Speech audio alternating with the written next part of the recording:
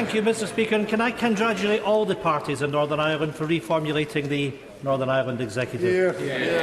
Mr Speaker, the Prime Minister sent a letter to the First Minister of Scotland rejecting the democratic right of the people of Scotland to have a choice over their own future. Mr Speaker, this was not a surprise.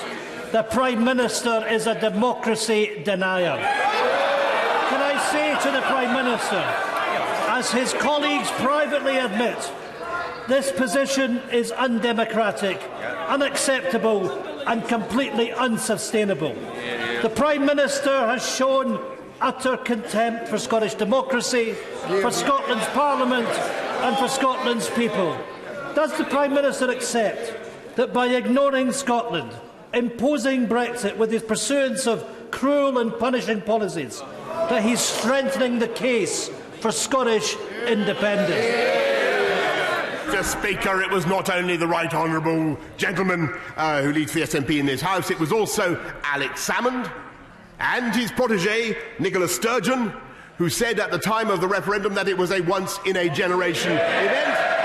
He said it, they said it, they were right then. Why have they changed their mind? He is the denier. He is the denier of democracy.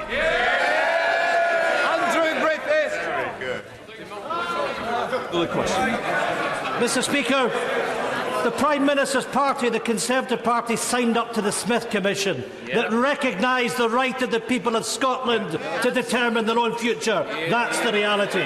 The Prime Minister lives in a fantasy land, but people across Scotland know the reality of this Prime Minister's broken Brexit Britain. The truth is, the only union that the Prime Minister is truly interested in is his union with Donald Trump, a partnership that threatens to sell off our precious National Health Service.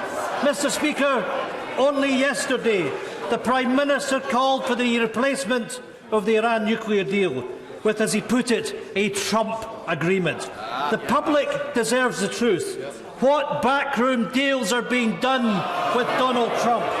Why is the Prime Minister putting our NHS at risk? Repeatedly during the election campaign, the Prime Minister promised time and time again the NHS is not for sale. Mr Speaker, will the Prime Minister now commit to supporting the Scottish National Party's proposal for an NHS protection bill? Without that commitment, what price will this Prime Minister make us pay for his toxic Trump deal? Actually, Mr Speaker, the SNP welcomed our statement on the JCPOA yesterday. But you know, seriously, the problem with the SNP, Scotland under the SNP is the highest taxed part of the UK. The deficit is 6 times the UK average.